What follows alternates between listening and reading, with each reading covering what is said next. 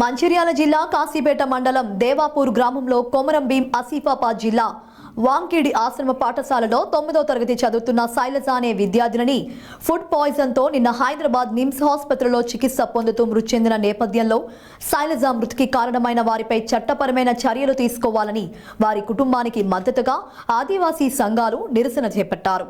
ఈ సందర్భంగా వారు మాట్లాడుతూ శైలజ మృతికి కారణమైన వారిపై ప్రభుత్వం చట్టపరమైన చర్యలు తీసుకొని వారి కుటుంబంలో ఒకరికి ప్రభుత్వ ఉద్యోగం 50 లక్షల రూపాయల ఎక్స్ గ్రేషియో ప్రకటించాలని డిమాండ్ చేశారు.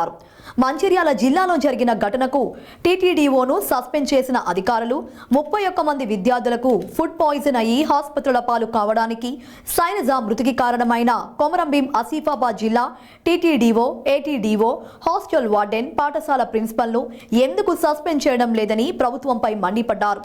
శైలజ మృతి చెందిన విషయం తెలిసి వారి కుటుంబాన్ని పరామర్శించడానికి వెళ్లమంటే ఆదివాసీ సంఘాలను, ప్రజా ప్రతినిధులను వెళ్లకుండా ప్రభుత్వం, పోలీసులు అడ్డగించడం ఎంతవరకు సమంజసమని మండిపడ్డారు. శైలజ మృతికి కారణమైన వారిపై చట్టపరమైన చర్యలు తీసుకోకపోతే ఆదివాసీ సంఘాల ఆధ్వర్యంలో పెద్ద ఎత్తున ఉద్యమాలు చేస్తామని హెచ్చరించారు.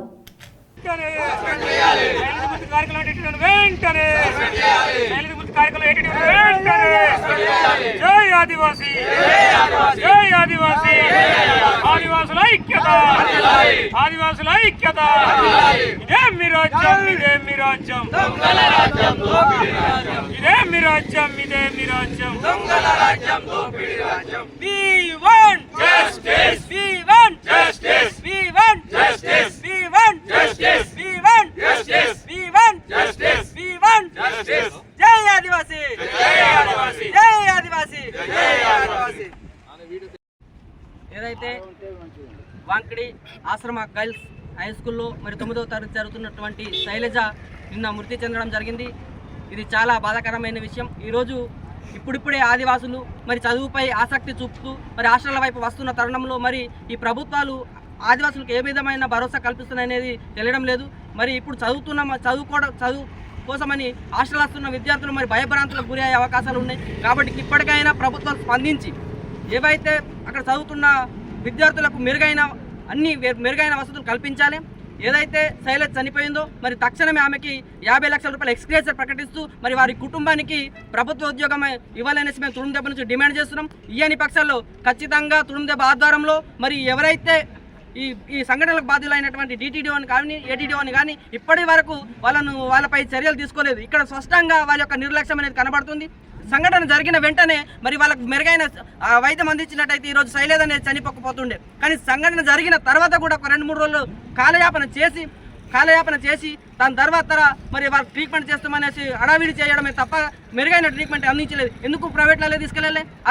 అదే అగ్ర కులాల అమ్మాయి అయితే ప్రైవేట్ స్కూళ్ళలో తీసుకుపోకపోతుండేనా? మెరుగైన వైద్యం అందించకపోతుండే. మరి ఈరోజు ఒక దళిత బిడ్డ కాబట్టి మరి ఆమెను ఈ రకంగా ట్రీట్మెంట్ చేసి ఈరోజు ప్రభుత్వం పూర్తిగా దీనికి బాధ్యత వహించి ఖచ్చితంగా వాళ్ళకు ఏవైతే మేము డిమాండ్ చేస్తున్నామో ఎస్గ్రేస్తో పాటు ప్రభుత్వ ఉద్యోగం కూడా ఇవ్వాలనేసి మేము డిమాండ్ చేస్తున్నాము. ఇయ్యాని పక్షాలు ఖచ్చితంగా ఆదివాసీ సంఘాల ఆధ్వర్యంలో ITDOని ముట్టడి చేస్తామనేసి ఈ సందర్భంగా తెలియజేస్తున్నాం. జై ఆదివాసీ. కొమరం భీం ఆసిఫాబాద్ జిల్లా వాంకిడి మండలంలోని ప్రభుత్వ ఆశ్రమ గర్ల్స్ పాఠశాలలో జరిగినటువంటి శైలజ మృతికి గల కారణాలైనటువంటి అధికారులపై ఎలాంటి చర్యలు తీసుకోకుండా గత 25 రోజులుగా మరి ఆ శైలజ అనే విద్యార్థిని వెంటిలేషన్పై మరి వైద్యం చేస్తున్నప్పటికీ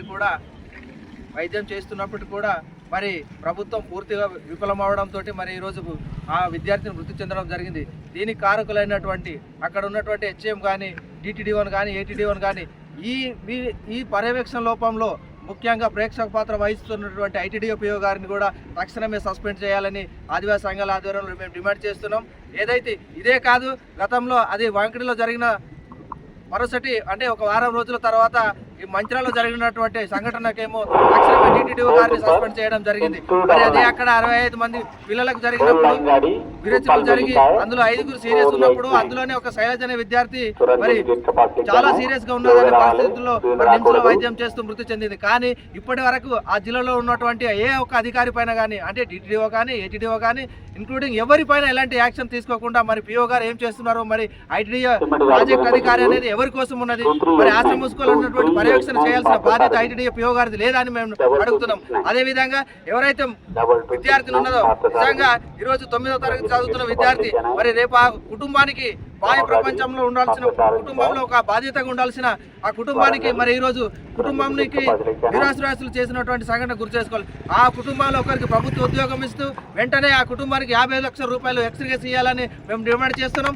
ఇయ్యని ఏడలో ఆదివాసీ సంఘాల ఆధ్వర్యంలో ఖచ్చితంగా ఊట్నూరు దీనికి బాధ్యులైనటువంటి ఐటీడీఏ ఊట్నూరు పిఓ గారి మీద చర్యలు తీసుకునే వారు కూడా ఆదివాసీ సంఘాల ఆధ్వర్యంలో మరి ఉద్యమాన్ని తీవ్రతరం చేస్తామని డిమాండ్ చేస్తున్నాం. ఈరోజు అక్కడ కనీసం ఆ కుటుంబాన్ని ఆదివాసీ సంఘాలు పరామర్శించడానికి కూడా వెళ్ళలేని పరిస్థితుల్లో ఈ ప్రభుత్వం నిర్బంధంతో అంటే చేస్తుందంటే మనం ఎక్కడున్నాం? ఈ తెలంగాణ ప్రభుత్వం అంటే తెలంగాణలో మరి సాధించుకున్న తెలంగాణలో ఒక విద్యార్థినికి మేము పోయి కలుసుకునేటటువంటి భాగ్యం కూడా లేదంటే మేము ఏమనుకుంటారు, ఆ విద్యార్థి ఏమనుకుంటారు, నాయకులను ఎందుకు కలవనియడమో ఇక్కడే క్లియర్గా అర్థమవుతుంది. కాబట్టి ఈ ఆంక్షలు ఎన్ని రోజులు కాదు, ఈ ఉద్యమాలు ఆదివాసుల కొత్త కాదు.